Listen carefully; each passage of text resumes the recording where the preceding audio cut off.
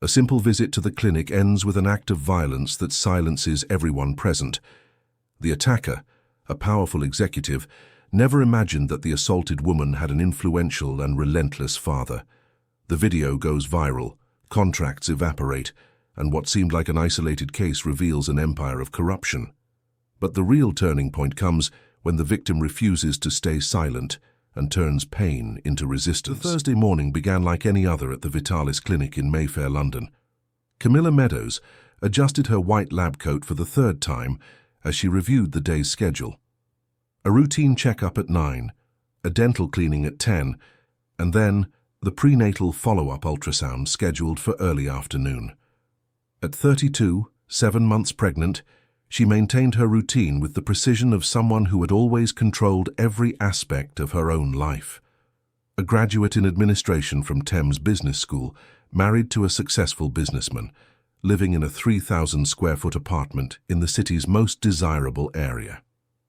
Everything seemed perfectly fitted, like pieces of a puzzle assembled with patience and dedication. The clinic's reception exuded the characteristic scent of eucalyptus mixed with hospital-grade cleaning products. Camilla greeted Joanna, the receptionist who had worked there for over 10 years, and proceeded to the office of Dr. Henry Taylor, the dentist who had treated her family since she was a child. The walls, covered with diplomas and certifications, told the story of a respected professional, someone to be trusted. She settled into the reclining chair, feeling the baby move inside her belly. A girl. They hadn't decided on a name, but Camilla secretly preferred something classic, elegant, that would go with the surname Meadows Albright. Dr. Henry entered smiling, carrying that reassuring energy good doctors possess. He explained that he would only do a quick, non-invasive assessment, considering her advanced pregnancy. Camilla relaxed, but it was at that moment that the office door burst open with excessive force. Raphael Albright entered like a hurricane dressed in an Italian suit. Camilla's husband had eyes injected with rage, his jaw clenched, his fists tight. She felt her heart race. She knew that expression. She had seen it before, always directed at incompetent employees, business partners who disappointed him, waiters who were slow with orders, but never ever directed at her. Raphael Albright was the kind of man who commanded boardrooms with his voice. CEO of Albutech, a medical technology company that supplied equipment to hospitals across the UK, he built an empire by the age of 37. The son of merchants from rural Yorkshire, Raphael climbed every social ladder tooth and nail. He studied at a public university, worked 3 shifts to pay for an English language course, and secured a scholarship for an MBA abroad. He returned to the UK with contacts, ambition, and a business plan that impressed investors. Albutech started in a garage and now occupied 3 floors of a commercial building on Oxford Street. Success, however, brought with it increasing arrogance, an unshakable certainty that Raphael Albright was always right. Always. Dr. Taylor, about the procedure we scheduled for tomorrow, Raphael said, completely ignoring the dentist's greeting. I heard it was cancelled. I want an explanation. Now. His tone cut through the air like a blade. Camilla got up from the chair, trying to calm the situation. Darling, we agreed. Dr. Taylor explained that it's not advisable to do cosmetic procedures with the pregnancy so advanced. We can reschedule for after the baby is born. Raphael turned to her with an expression Camilla had never seen before, a mix of disdain and fury. I didn't ask for your opinion, Camilla. I'm talking to the doctor. The coldness in his words made the air in the room chill. Dr. Henry tried to intervene, explaining the risks, the safety protocols, the recommendations of the medical board. But Raphael wasn't interested in protocols. He was interested in getting what he wanted. The argument escalated quickly. Raphael accused the dentist of incompetence, of wanting to sabotage the cosmetic procedure Camilla so desired. She tried to correct him, to explain that she herself had requested the cancellation after reading about the risks. But Raphael wasn't listening. His voice rose with each passing second. Other patients in the waiting room began to grow restless.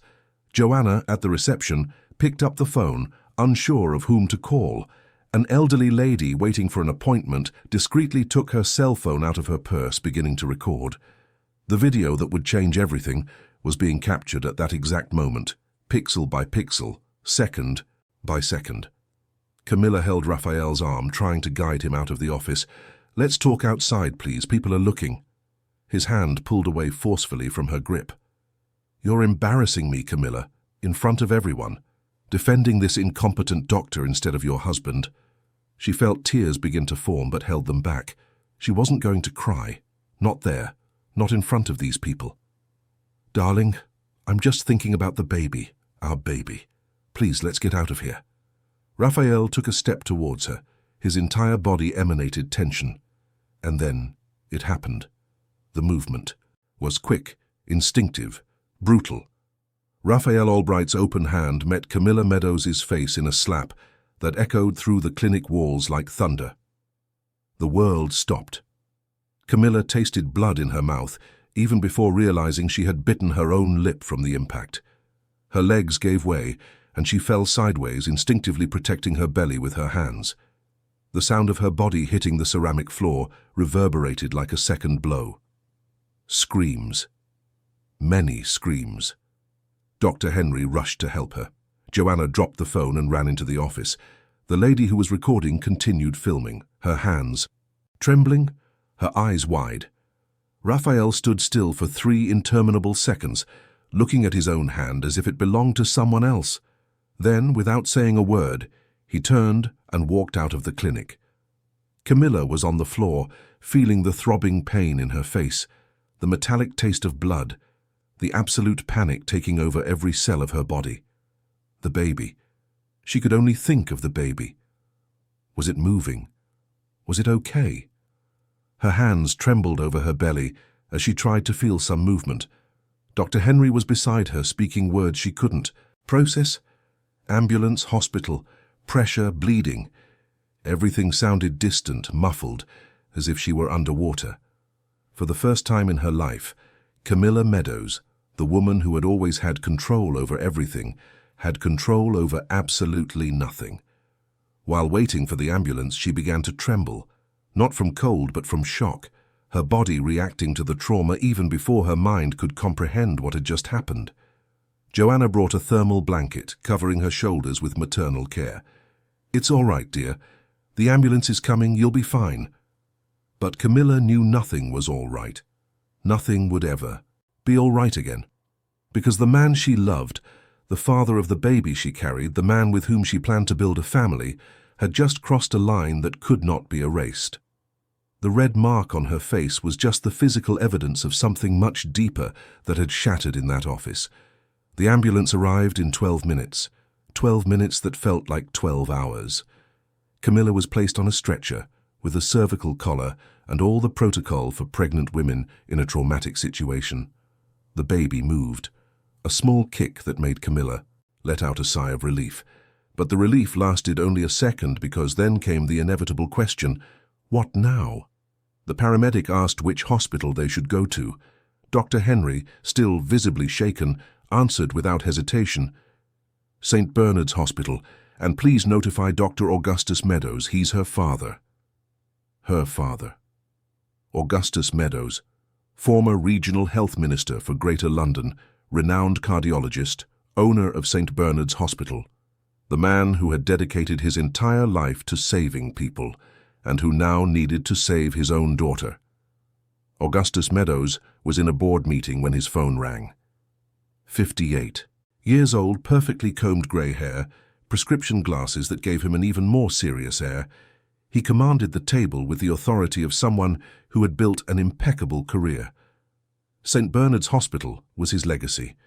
He started as a medical resident 30 years ago, climbed positions, became clinical director, then general director.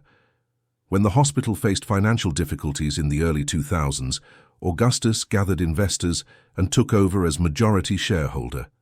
He transformed the institution into a national reference in cardiology. He saved thousands of lives, literally. The numbers were in the statistics, on recognition plaques, in the emotional thanks of entire families. But at that moment, reading the emergency room name flashing on his phone screen, None of that mattered.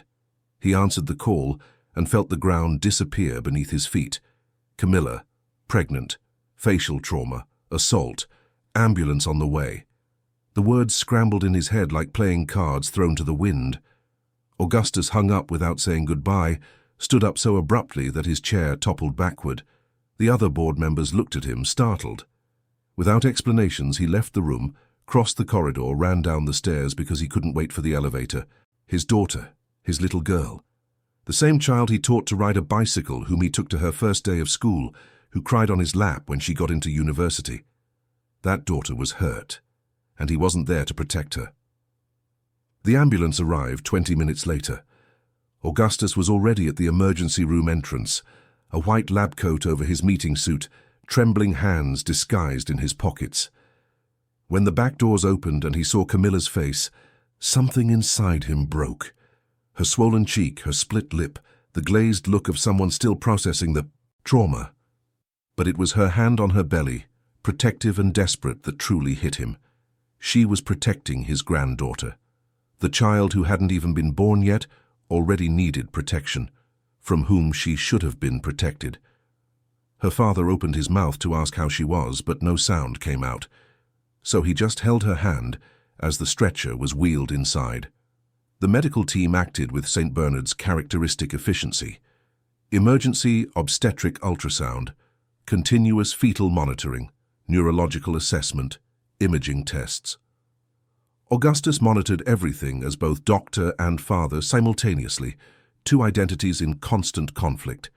As a doctor, he recognized that vital signs were stable, that the baby reacted well to stimuli, that there was no evidence of abdominal trauma.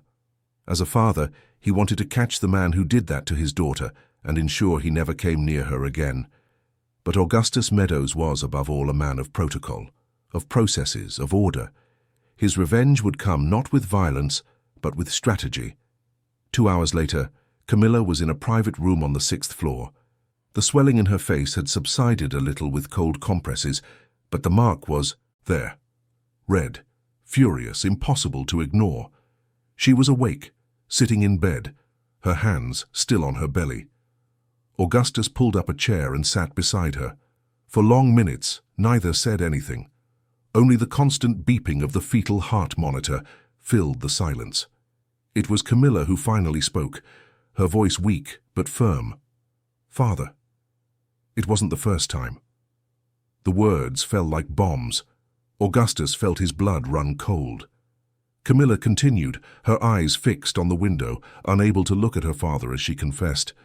"It was never like this. He never hit me before. But the shouting, the humiliations, the way he treated me when he was angry, that had been happening for months, ever since I got pregnant, as if I had become an inconvenience to him."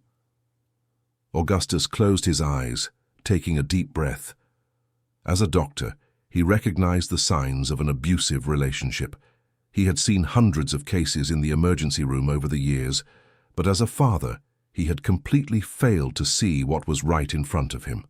The times Camilla cancelled family lunches, the lame excuses, the way she justified Raphael's behavior. It was all there, obvious in retrospect, invisible at the time. "Why didn't you tell me?" The question came out more as a plea than an accusation. Camilla finally looked at him, tears streaming silently. "Because I was ashamed, Father. Ashamed of having chosen wrong. Ashamed of admitting that the perfect life I showed everyone was a lie." That night, while Camilla finally slept under the effect of mild sedatives approved for pregnant women, Augustus Meadows returned to his office at the hospital. He called 3 people.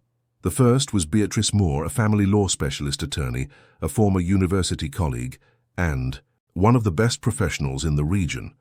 She answered on the second ring and listened to everything in silence. In the end, she simply said, "I'll need copies of the medical report and the video." "Yes, I already know about the video. It's been circulating since this afternoon." Augustus felt his stomach churn. The video. His daughter's humiliation was recorded, shared, viral. The second call was to Mark Thompson, the hospital's administrative director and Augustus's trusted man for 15 years. "Mark, I need you to pull up all the contracts we have with Albutech. All of them." The voice was calm, but laden with a determination Mark immediately recognized. "I'll send everything by early tomorrow, Doctor." The third call was the hardest. It took him 10 minutes just to dial the number. When the voice on the other end answered, Augustus simply said, "Helen, it's about Camilla. I need you to come." Helen was his ex-wife, Camilla's mother, the woman he had been married to for 20 years, before both their careers led them down different paths. The divorce had been amicable, but the emotional distance remained. Helen now lived in Edinburgh, working as a consultant for the Ministry of Health. News of the assault on their daughter brought Helen back to London on a flight the next morning. When she entered Camilla's room and saw her daughter's face, she hugged her and cried. Mother and daughter, reunited after months of superficial phone conversations. Tragedy, as always, had the perverse power to reunite what had been separated. Meanwhile, the video spread. 15 seconds of pure horror captured in high definition. The argument, the slap, the fall. In 24 hours, it had 2 million views. In 48 hours, 10 million. Camilla Meadows involuntarily became the face of a national discussion about domestic violence. Television shows debated the case. Legal experts analyzed the legal implications. Feminists demanded justice. Conservatives blamed the victim's exposure. Society divided into trenches, each side firing arguments like projectiles. And at the center of it all was a pregnant woman, hurt, just trying to survive. Augustus Meadows watched it all with a mixture of anger and disbelief, but also with something more dangerous, opportunity. Because while the country discussed the video, he silently moved pieces. On Saturday morning, just 2 days after the assault, St. Bernard's Hospital announced the cancellation of its supply contract with Albutech. £3 million worth of equipment that would no longer be purchased. The news came out in a cold bureaucratic technical note, speaking of supplier re-evaluation and budgetary adjustments. But everyone knew the real reason. On Monday, 2 more hospitals in London's private healthcare network did the same. Then one in Yorkshire, another in Scotland. Raphael Albright's name, once synonymous with technological innovation in the medical field, became toxic. No one wanted to associate their institution with the man in the video. Slowly, methodically, Augustus Meadows was destroying his son-in-law's empire. But Camilla, even within the hospital room, began to notice something strange. Television cameras camped at the entrance of St. Bernard's, journalists requesting interviews, her father giving cautious but strategically positioned statements. A photo of him leaving the hospital in a lab coat with a serious expression graced the front page of 3 newspapers. The headline, "The Father Fighting for His Daughter." Camilla felt a growing discomfort. She knew her father. She knew his ambition, the way he always knew how to use circumstances to his advantage. When she was 18, Augustus used a crisis in the healthcare system to run for Secretary of Health. He won. When she was 25, he turned a corruption scandal at a rival hospital into an opportunity to expand St. Bernard's. And now he was using his own daughter's tragedy for what exactly? Justice or institutionalized revenge? On the 4th night in the hospital, Camilla asked to be alone with her father. Helen had returned to Edinburgh with the promise of returning for the weekend. The room was silent, only the distant sound of medication carts in the corridor. Camilla looked at Augustus and asked the question that had been stuck in her throat since day one. "Father, are you doing this for me, or for you?" Augustus seemed genuinely surprised by the question. "For my daughter, of course. I'm protecting you." Camilla slowly shook her head. "No, Father. Protecting me would be asking me what I want. What you're doing, destroying his company, turning all this into a media circus, that's something else." It was the first crack in the family empire, and both felt it. 5 days after the assault, Camilla received her medical discharge. The bruises on her face were yellowing. The swelling had considerably decreased, but the psychological mark was much deeper than any visible wound. She returned to her parents' house in Chelsea, an elegant townhouse with a garden in the back where she had grown up. She couldn't even think of going back to the apartment she shared with Raphael. Just the idea of stepping into that place again made her chest tighten. Helen had come from Edinburgh again and assumed the role of caregiver with an almost obsessive dedication. Chamomile tea every 2 hours, homemade food, cold compresses, as if she could heal her daughter with maternal attention. But Camilla knew that some wounds didn't heal with tea. The video continued to circulate, 16 million views. Social media pages dedicated to discussing the case. Hashtags, horrible memes from people without empathy, but also a growing movement of support. Women sharing their own stories of abusive relationships, men demanding justice, NGOs offering support.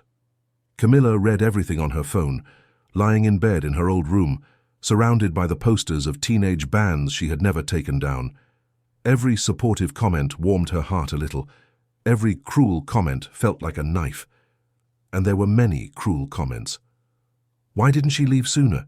She must have provoked him. She's using this to make money. Human cruelty knew no bounds when protected by the distance of a screen. It was on one of those sleepless nights of compulsive comment reading that Camilla made a decision. She wasn't going to let other people tell her story. She wasn't just going to be the victim of the video, the bruised face, the woman who was beaten.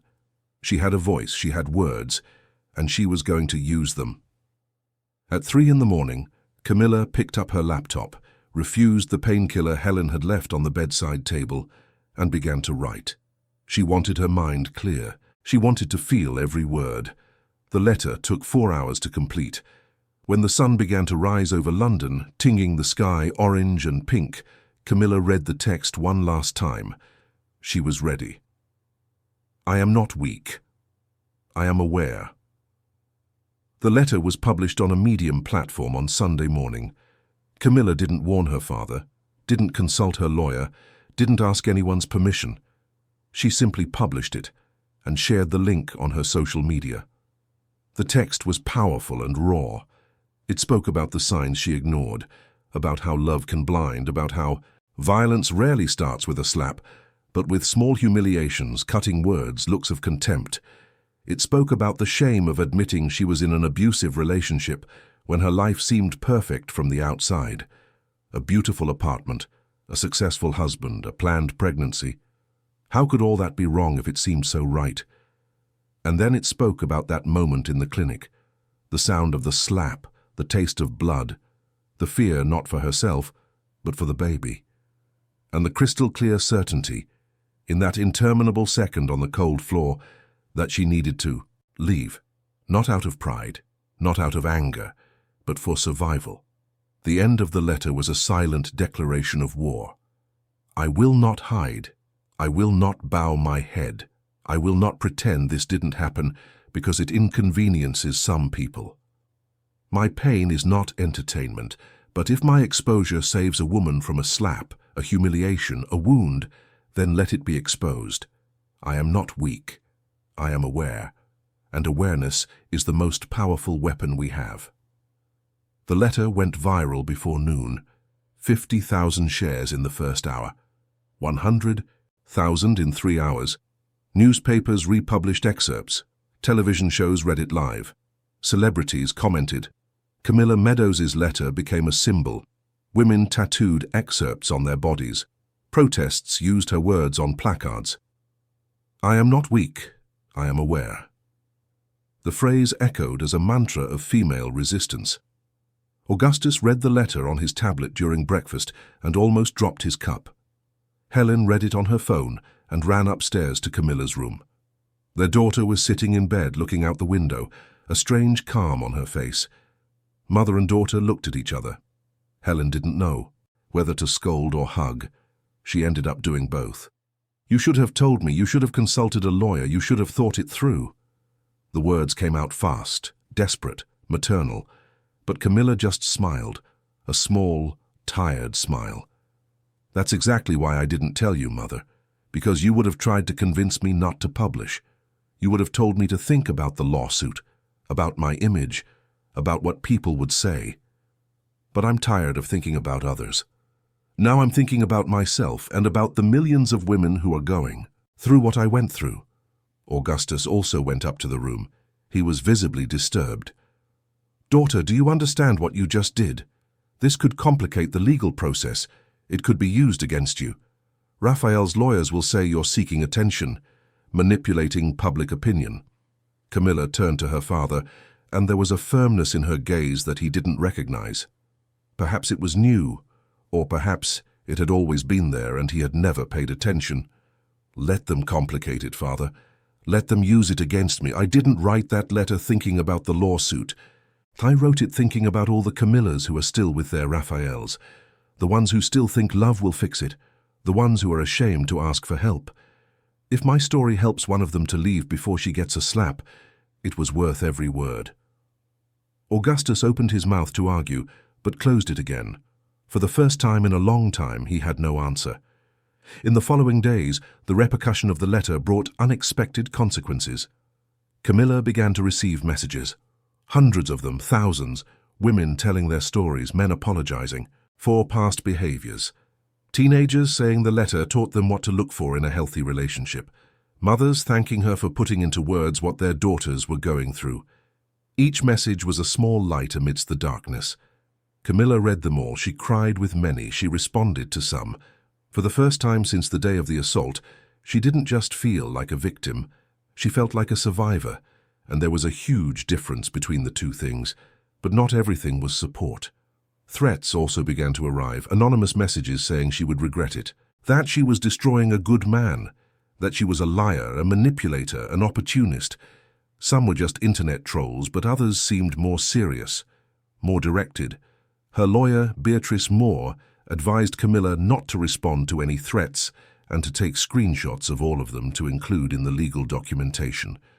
The lawsuit against Raphael was being meticulously built. It wasn't just about the slap. It was about establishing a pattern of abusive behavior.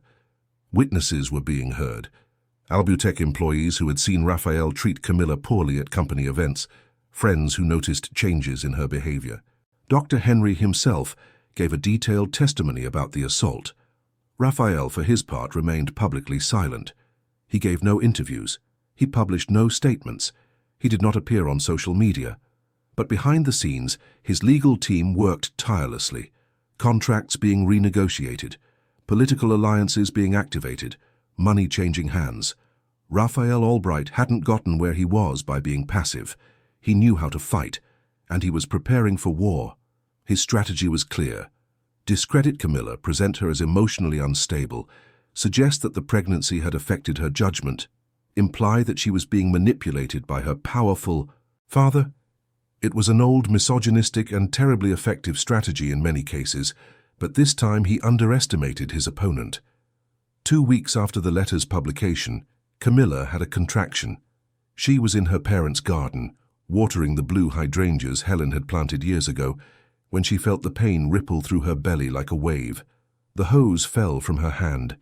Helen, who was inside the house preparing lunch, heard the muffled scream and ran out.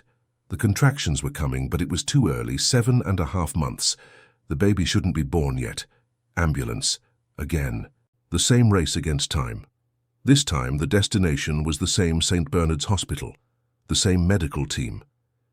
But everything seemed different, because now it wasn't just a medical emergency. It was the culmination of weeks of stress, trauma, and emotional pressure. Camilla's body was saying it couldn't take any more. At the hospital, the obstetric team worked to stop the premature labor, medications, absolute bed rest, constant monitoring. Augustus was present, but this time as a worried grandfather, not as the hospital director. Helen didn't leave her bedside, and Camilla, lying down, connected to a multitude of machines, felt for the first time the real weight of everything that was happening. It wasn't just about justice. It wasn't just about lawsuits and headlines. It was about a child who was trying to be born amidst chaos, a girl who deserved to come into the world in peace, not in war. And Camilla made a silent promise in that hospital bed. She was going to transform all that pain into something greater. She didn't know exactly how yet, but she knew she needed to do it, for her daughter, for other women, for herself.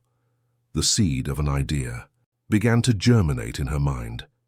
A foundation, a support center, something to prevent other women from going through what she had gone through, something to transform trauma into prevention. The labor was successfully stopped, But the doctors were categorical. Camilla needed absolute bed rest. Any additional stress could trigger contractions again. She spent another week hospitalized, this time under strict observation. Helen took up residence in the room, sleeping in a reclining armchair the hospital provided. The two women, mother and daughter, spent their nights talking quietly about everything and nothing. About Camilla's childhood, about Helen's regrets regarding the divorce, about dreams that were postponed, plans that never materialized, loves that perhaps weren't as true as they seemed. It was as if the trauma had broken down walls that had existed between them for years. The vulnerability forced by the situation created an intimacy that normal daily life never allowed. During that week, Camilla received an unexpected visit. Julia Saunders, a former university colleague she hadn't seen in almost 10 years, appeared holding a bouquet of white lilies. Julia had always been discreet, studious, one of those people who go unnoticed in large groups. She worked as a compliance manager at Albutech. Camilla was surprised to see her, but what truly shocked her was what Julia brought, a brown envelope full of documents. "I need you to give this to your lawyer," Julia said, looking nervously at the room door. Camilla opened the envelope and began to leaf through it.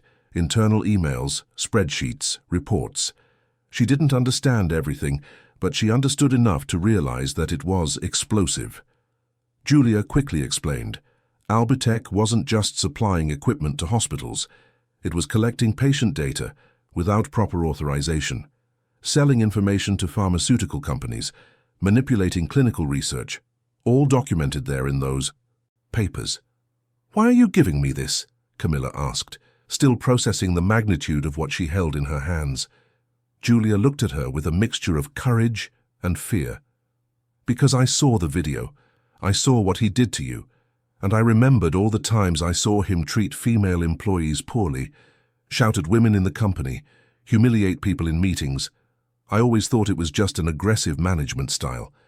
But after what I saw, I realized it was something much worse. And when I started investigating the company's practices, I realized that the man who hits his pregnant wife is the same man who sells cancer patient data to laboratories. It's all the same person. Someone who has no moral limits, and I can't stay silent anymore."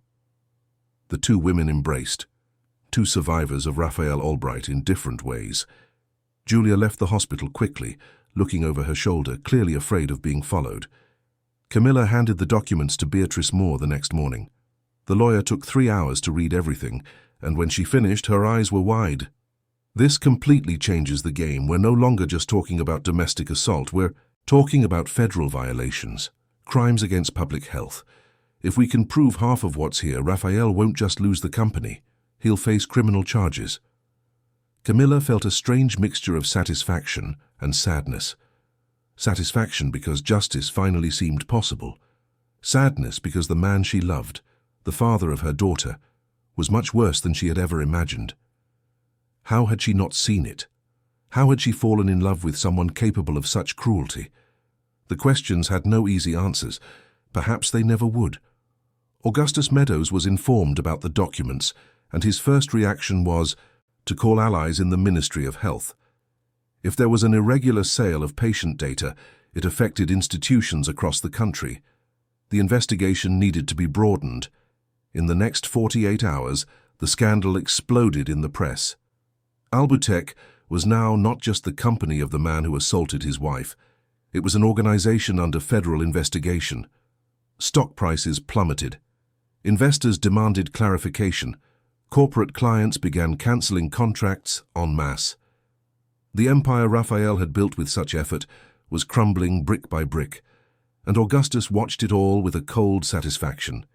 It wasn't just about protecting his daughter. It was about justice on a larger scale, or at least that's what he told himself, because when you methodically destroy someone, it's hard to distinguish where justice ends and revenge begins. Camilla received her hospital discharge again, with strict instructions for rest. She returned to her parents' house. But now, something had changed within her. The idea that began as a seed had grown. She spent her afternoons doing research, reading about support centers for victims of abusive relationships, studying protocols for identifying signs of violence in healthcare settings, and then she wrote a project. Detailed, structured, viable. The Hope Foundation. The name came naturally. Hope, because that's what she felt, imagining a future where women could ask for help before it was too late. The project was ambitious, to transform the Vitalis Clinic, where it all began, into a reference center, to train healthcare professionals to identify subtle signs of abuse, to create service protocols, to offer psychological support, legal guidance, social assistance, a place where victims could find all the tools necessary to rebuild their lives. When she showed the project to Helen and Augustus, both were impressed. Helen cried. Augustus asked how much money would be needed. Camilla had done the calculations, £300,000 to start. Clinic renovations, team hiring, materials, training. It would be a significant initial investment, but sustainable long-term with partnerships and donations. Augustus didn't hesitate. I'll fund it. Camilla shook her head. No, Father. I appreciate it, but no. This needs to be independent. It can't be seen as your project, or people will say it's just a political maneuver. It needs to come from me. I'll use the money I have saved. And I'll seek donors. If this is going to work, it has to have its own credibility. It was a declaration of independence. Augustus recognized and for the first time truly respected it. Camilla began working on the project with an energy that surprised even herself. 7.5 months pregnant, still recovering from physical and emotional trauma, but completely focused. She contacted specialized NGOs. She talked to psychologists. She met with lawyers. Every conversation added a layer to the project. Every story she heard reinforced the urgency of the work. And when she finally presented the proposal to Dr. Henry Taylor, owner of the Vitalis Clinic, he accepted immediately, transforming the place. Where that tragedy happened into a center of hope seemed poetically just. Renovations began in 2 weeks. Walls were painted light blue, a color associated with peace. Rooms were adapted for psychological counseling. A welcoming space was created in the reception area. Dr. Henry himself donated new equipment. But not everything was support and solidarity. The threats against Camilla intensified. More direct messages, more specific. One of them said, "You will regret destroying a good man." Another, "Your foundation will sink before it even opens its doors." Beatrice Moore advised Camilla to record everything and requested more stringent protective measures. The investigation into who was behind the threats pointed to people close to Raphael, allies who felt threatened by the growing scandal. One name appeared frequently, Dr. Lucas Fisher, a renowned cardiovascular surgeon and minority partner in a clinic that had million-pound contracts with Albutech.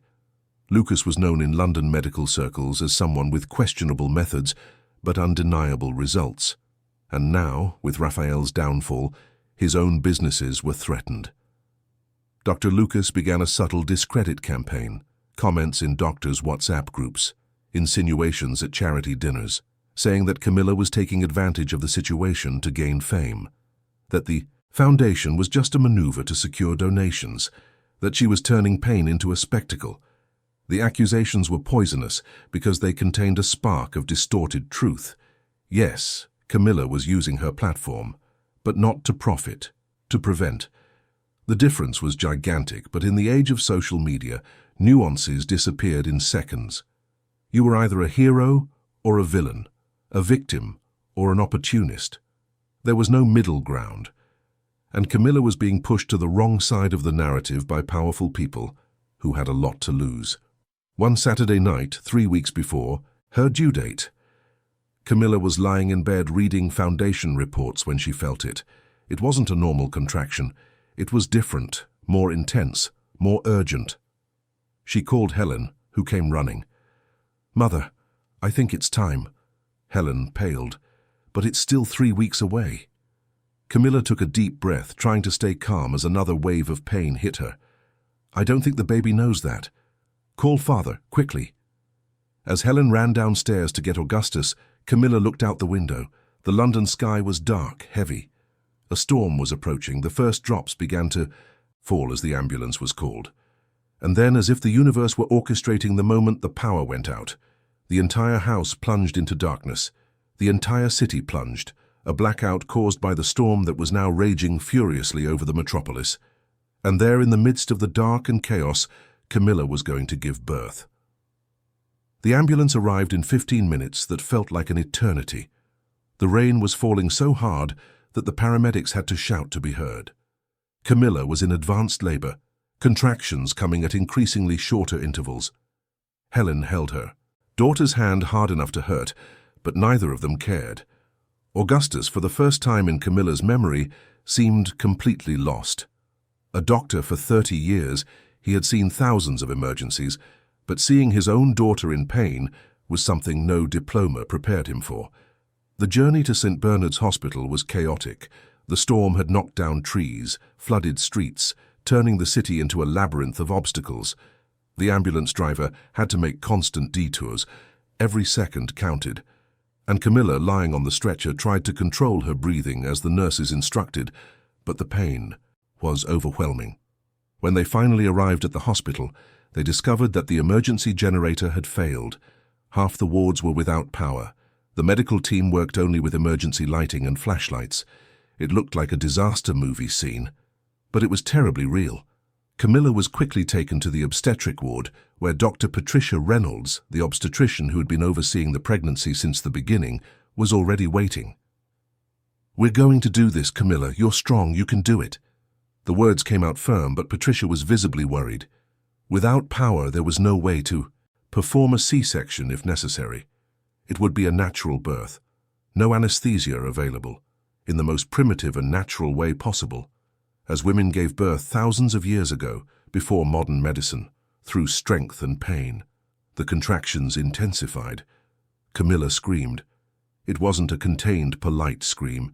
It was a primordial, visceral scream, coming from somewhere deep within her.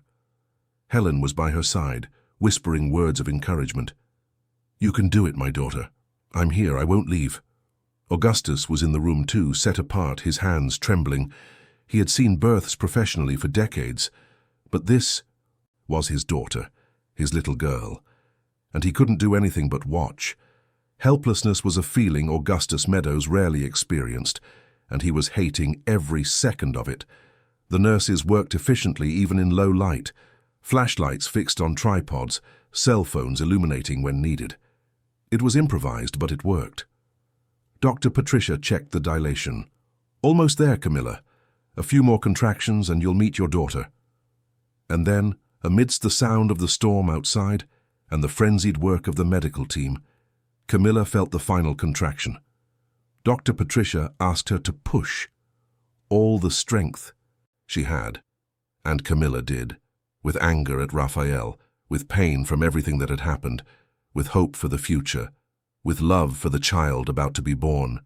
She pushed with every fiber of her being. And then, at 2:37 in the morning of a stormy Sunday, under emergency lighting, in the middle of a blackout that paralyzed London, a baby girl was born. Small, but with powerful lungs. Her cry broke the tense silence of the room like a declaration of life. A fragile yet determined cry, as if announcing, "I'm here and you will hear me." Helen cried. Augustus cried. The nurses smiled. Dr. Patricia placed the baby in Camilla's arms, who held her with trembling hands and tear-filled eyes. She was perfect, small, wrinkled, red, but absolutely perfect. Camilla touched her daughter's tiny face, counted her minuscule fingers, kissed her soft forehead, and whispered, "Hope. Your name is Hope." Helen sobbed even louder. "It's a beautiful name, daughter. It's perfect." Augustus approached, looking at his granddaughter with a tenderness he rarely showed. "Welcome to the world, little Hope. You were born amidst chaos, but you will grow in peace, I promise." It was a big promise, perhaps too big, but at that moment it seemed possible. Everything seemed possible. Camilla remained hospitalized for 3 days. Hope needed to stay in the neonatal ICU because she was born premature, but she was responding well. Her lungs worked perfectly. Her heart beat strong. She was a fighter. She inherited that from her mother, the nurses said, and Camilla believed it. Because if she had learned anything in the past few weeks, it was that strength comes from unexpected places. It comes from pain transformed into purpose. It comes from fear transformed into courage. It comes from the conscious decision not to break. Every day, Camilla spent hours beside the incubator where Hope slept, connected to monitors and tubes. She sang softly. She told stories about the future they would have together. She promised she would create a better world for her, and she believed in every word. On the fourth day, something unexpected happened. Camilla was in her room, breastfeeding Hope for the first time outside the neonatal ICU, when Joanna, the hospital receptionist, knocked on the door with a worried expression. "Camilla, there's someone downstairs asking to see you. He said he's the baby's father." Camilla felt her blood run cold. Raphael, he had come. After weeks of silence, after all the scandal, after everything, he had the audacity to show up there. Joanna continued. "He has flowers, and there are cameras at the entrance. It looks like he notified the press he was coming." Camilla closed her eyes, feeling anger rise like bile. Of course he notified the press. It was a public relations stunt, to appear as a concerned father, to try to recover his public image, to use his own newborn daughter as a tool for redemption. "Don't let him up," Camilla said, her voice firm despite her trembling hands. "He's not allowed to be here." Joanna nodded and left, but 5 minutes later, Helen rushed in. "Your father went down. He went to talk to Raphael personally." Camilla handed Hope to her mother and stood up, still sore from childbirth but determined. She took the elevator down, her heart pounding. When she reached the lobby, she saw the scene. Raphael was at the entrance, holding a bouquet of red roses that seemed to have cost a fortune. He was in a suit, hair combed, posture studied, and there were 3 cameras pointed at him. Journalists with microphones, photographers with professional equipment. He had turned it into an event, and Augustus Meadows stood directly in front of him, blocking the way. Augustus's voice was low, but every word carried the weight of a threat. "You lost the right to be near her the moment you raised your hand. You will not enter. You will not see the child. And if you attempt contact again, I will ensure the protective order is extended." Raphael, for the cameras, maintained the expression of a wronged father. "I just want to see my daughter. I have rights. I am the father." Augustus took a step forward. "Rights? You want to talk about rights? After assaulting a pregnant woman? After selling confidential patient data? After building an empire on illegal practices? The only rights you have now are to remain silent while answering for your actions." The cameras captured everything. Journalists frantically took notes, and the crowd that had gathered at the hospital entrance began to murmur. Some applauded Augustus, others took photos. The circus was set up, and Camilla, observing from inside the lobby, felt nauseous. This wasn't about Hope. It wasn't about family. It was about image, about control, about 2 men in a power struggle using her and her daughter as trophies. It had to end. It needed to end. Camilla walked through the lobby and out to the entrance. Flashes went off. Microphones turned towards her. Raphael saw her and took a step forward, but security stopped him. "Camilla, my love, I just want to talk. I want to meet our daughter. We can sort this out." The word love coming from his mouth sounded like poison. Camilla took a deep breath. She looked at the cameras. She looked at Raphael and spoke, her voice trembling but clear. "You will not see my daughter, not today, not tomorrow, not until you've answered for everything you've done. And if you truly cared about her, you wouldn't have turned this moment into a press show. This isn't about love. It's about control. And I'm no longer under your control." She turned and walked back into the hospital. Augustus followed her. Helen was waiting with Hope in her arms. The 3, grandmother, mother, and baby, went up the elevator in silence. When they reached the room, Camilla finally let the tears fall. Tears of anger, exhaustion, relief, sadness, all mixed together. Helen hugged her daughter with her granddaughter between them, a sandwich of generations. And there, in that embrace, Camilla found the strength she needed to continue. But the war was far from over. Raphael wasn't going to give up so easily, and Camilla knew that. In the following days, he hired the best lawyers in the country. He began a legal battle for parental rights. He claimed he was being unjustly prevented from seeing his daughter, that Camilla was manipulating the situation, that he had the right to be a father regardless of the other proceedings. And technically he had a point. English law protects parental rights even in complicated situations. But Beatrice Moore was prepared. She filed a request for temporary suspension of visits based on risk to the child. She presented the assault video, the testimonies, the threats, and while judges deliberated, Camilla focused on what she could control: the foundation. The Hope Foundation was almost ready to open its doors, and it would be her answer. Not with anger, not with revenge, but with purpose. She was going to transform all that pain into something that would save lives. And no one, not Raphael, not anyone, was going to stop that. 3 weeks after Hope's birth, the foundation opened its doors. The old Vitalis clinic had been completely transformed. The blue walls conveyed calm. The welcoming space in the reception area had comfortable armchairs, always warm tea, and a sign that read, "You are not alone." Camilla was there on the first day, with Hope in a sling tied to her body, receiving the first people who sought help. A 23-year-old woman who was afraid of her boyfriend. A 60-year-old woman who had been beaten by her husband for 40 years and never told anyone. A 30-year-old man who wanted to learn to identify signs of abuse to protect his sister. Each story broke Camilla's heart, but also filled it with determination. It was working. It was making a difference. The team she assembled was exceptional.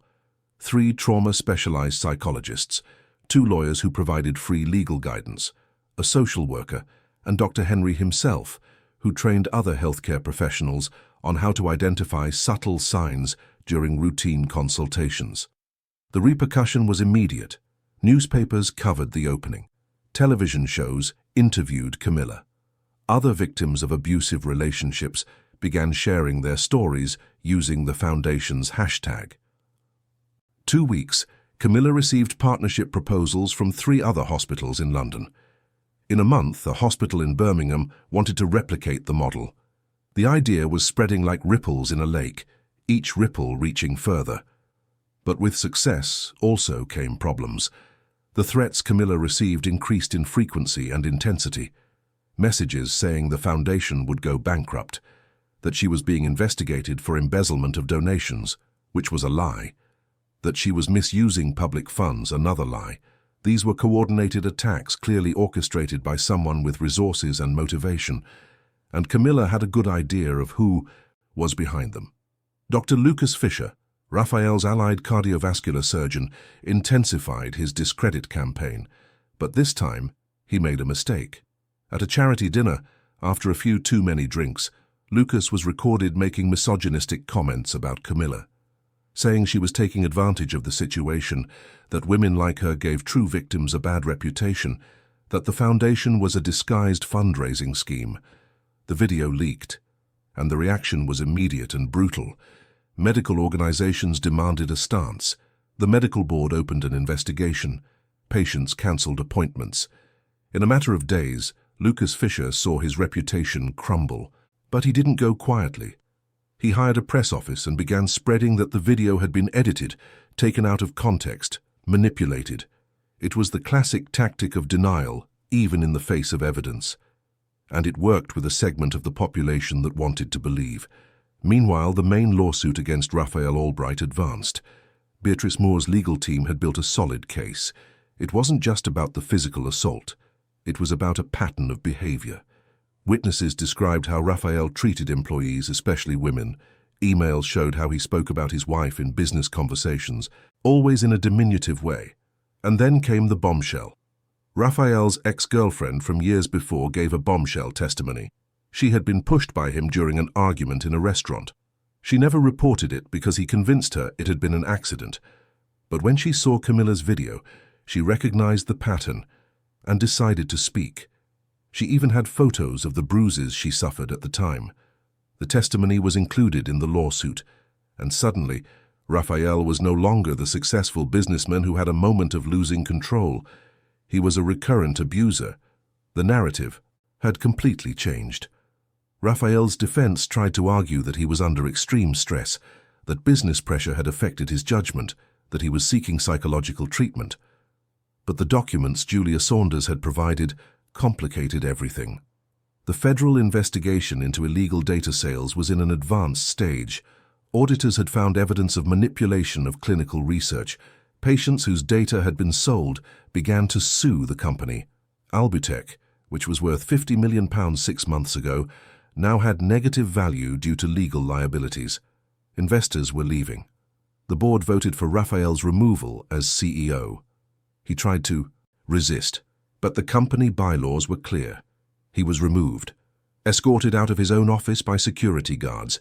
The images leaked, and the man who always controlled everything saw his empire crumble in slow motion. But Raphael still had a trump card, or thought he did. He secured an injunction allowing supervised visits with Hope. The court decision argued that regardless of other proceedings, he had parental rights that should be preserved in the child's best interest. Camilla was devastated when she found out. She would have to see Raphael again. She would have to hand her daughter over to him, even if for an hour, even if supervised. The first visit was scheduled for a Saturday morning, 2 months after Hope's birth.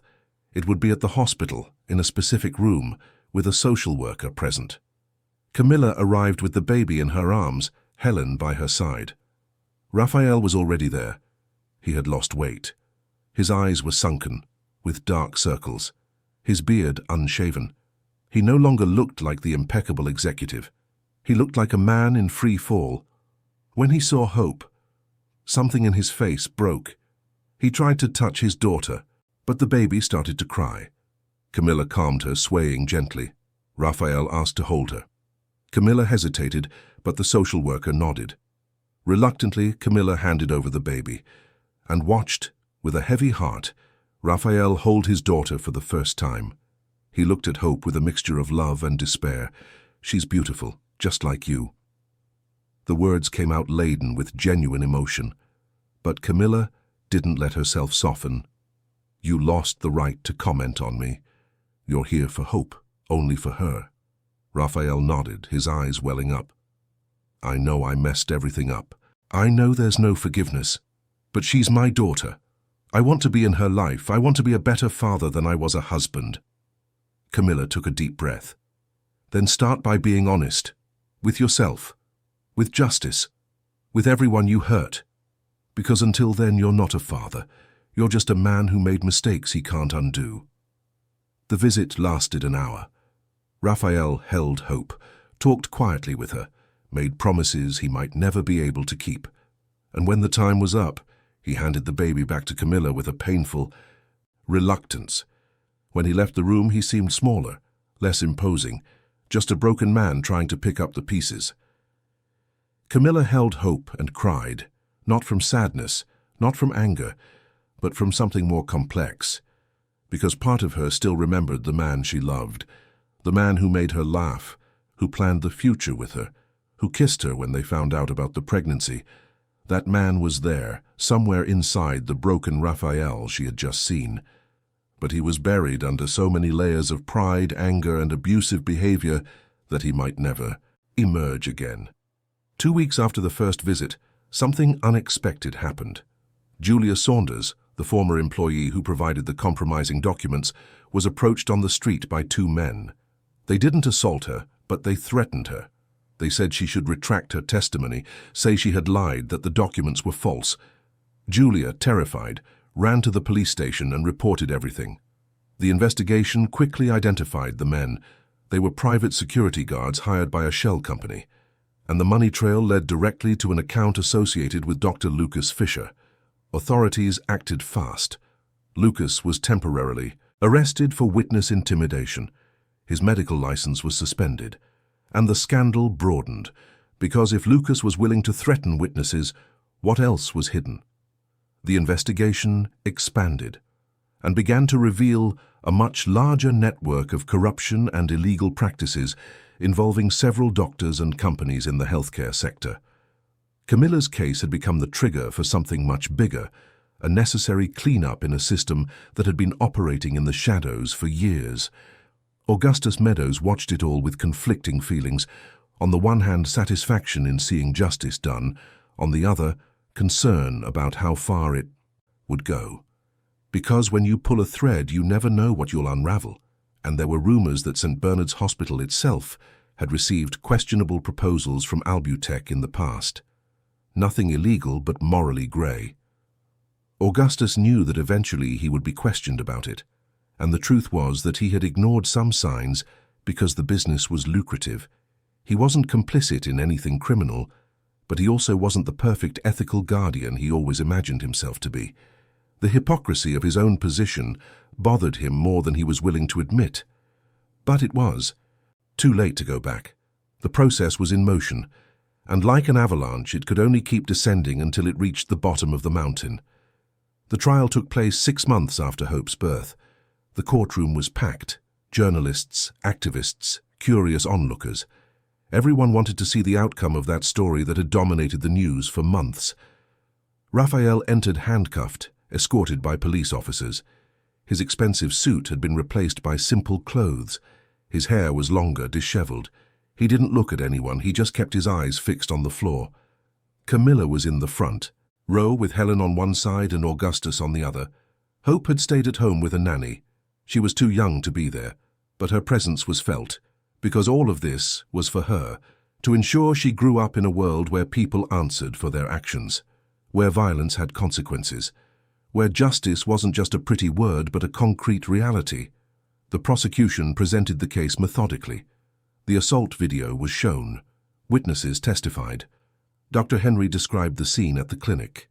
Raphael's ex-girlfriend told her story. Julia Saunders presented the documents about Albutech's illegal practices. Each piece of evidence was a brick in building an insurmountable wall. The defense tried to argue. They spoke about the pressure Raphael was under, about undiagnosed mental health issues, about genuine remorse. They brought psychologists who spoke about post-traumatic stress, about how business success can create destructive behavior patterns. Some arguments had merit, others seemed like desperation. But in the end, none of that mattered. Because the facts were the facts. The video didn't lie. The documents didn't lie. The witnesses didn't lie. When it was Camilla's turn to testify, the courtroom fell silent. She walked to the stand with trembling hands but a firm voice. She spoke about the early years of the relationship, when Raphael was kind, attentive, funny, about how things changed gradually.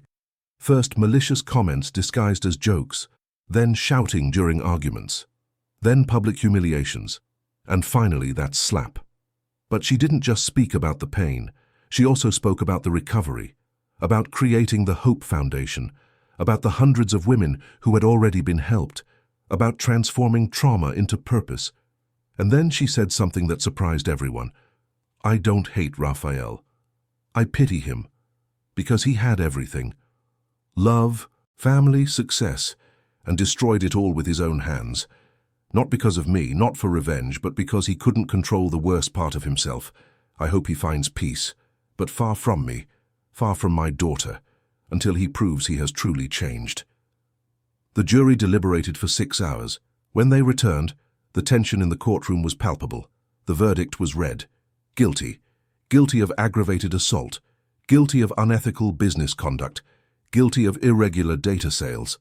The sentence 5 years in prison for those related to the assault and abusive practices, plus heavy fines, and a ban from working in the healthcare sector. Albutech would be liquidated, its assets sold to pay compensation to affected patients. Raphael stood up to hear the sentence, as was protocol, and for the first time since it all began, Camilla saw genuine tears in his eyes. Not tears of self-pity, but tears of understanding, of a man who finally understood the magnitude of what he had done. But understanding didn't erase, it didn't fix. It just made the pain more conscious. Raphael was led away, and Camilla breathed, a long, deep, liberating sigh. It wasn't exactly relief. It was something more complex. It was the end of a chapter, the closing of a wound that could now begin to heal. But there was a final twist no one expected. 2 weeks after the trial, Camilla received a letter. It was from Raphael, handwritten from prison. The handwriting was shaky, but the words were clear. He didn't ask for forgiveness because he knew he didn't deserve it. He didn't ask for a second chance because he knew he wouldn't get one. But he made an offer. All his personal assets, the part not confiscated by justice, would be donated to the Hope Foundation. His house, his savings, everything. It was almost £200,000. And it came with only one condition, that a part be used to create a rehabilitation program for abusive men. Because he had understood too late that punishment without rehabilitation only created more anger. That the cycle of violence needed to be broken, not just by protecting victims, but by transforming abusers. Camilla read the letter 3 times. She showed it to Helen and Augustus. The two had different reactions. Helen thought it was manipulation, a last attempt by Raphael to appear redemptive. Augustus thought it was opportunism, trying to improve his prison situation with a public gesture. But Camilla saw something else. She saw a broken man trying to do the only good thing he still could, and as much as it hurt to admit, she saw value in the proposal. Because he was right. Punishing abusers was necessary but not enough. It was also necessary to teach men to deal with anger, rejection, frustration, without resorting to violence. It was necessary to break the cycle at the root. After consulting the foundation team and her lawyer Beatrice, Camilla accepted the donation. But she made it clear in a public statement that accepting the donation did not mean forgiveness. It meant commitment to a greater cause. With the additional resources, the Hope Foundation expanded. It opened a second unit in Manchester. It started prevention programs in schools, teaching teenagers about healthy relationships. It created support groups for men who recognized abusive behaviors in themselves and wanted to change. And yes, it created a pilot rehabilitation program in partnership with the prison system. Raphael was one of the first participants, not because Camilla wanted him to, but because the penitentiary system itself requested it. The results were mixed. Some men genuinely wanted to change, others just wanted benefits for good behavior, but even if it saved just one relationship, one family, it was worth trying.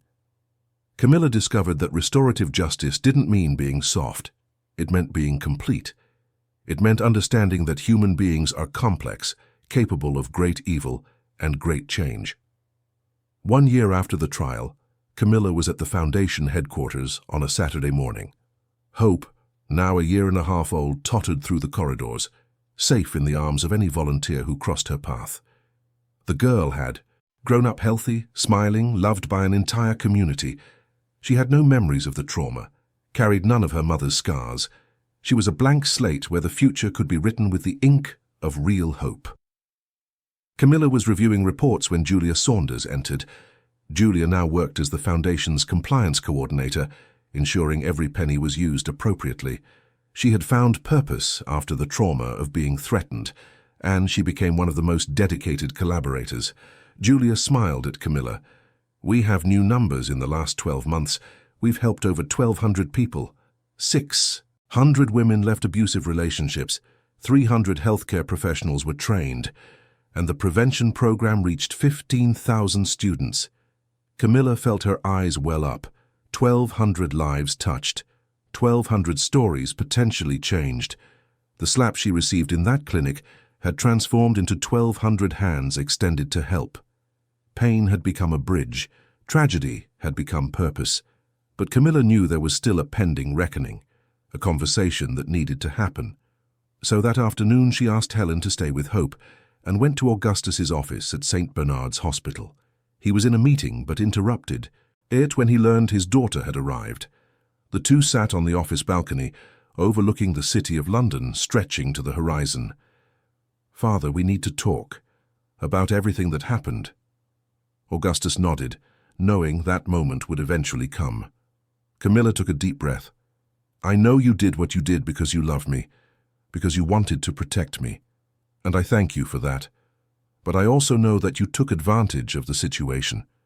You used my tragedy to make political connections, to expand influence, to position yourself. And that hurt me. Because it made me feel like a pawn in a bigger game. Augustus lowered his eyes. He had his defense ready, his justifications rehearsed. But looking at his daughter, he realized she deserved the truth. You're right, I did all that, and I have no excuse. I spent my life building power, influence, legacy, and when I saw you hurt, my first reaction wasn't just to protect, it was also to think about how to use it. It's horrible to admit, but it's true, and I'm ashamed of it.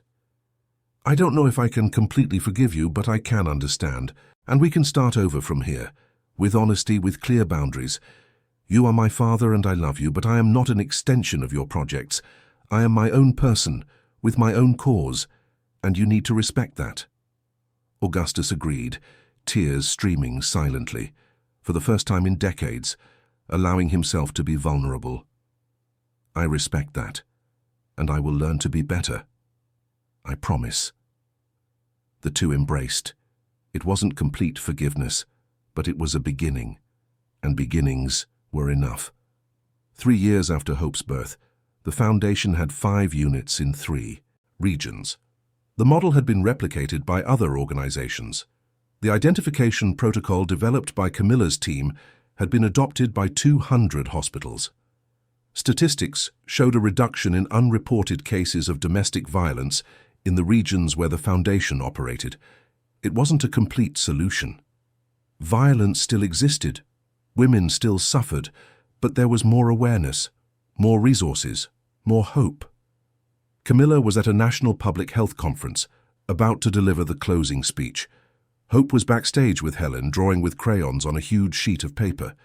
The girl was 3 years old now, talked non-stop, laughed easily, saw the world with the beautiful innocence every child deserves.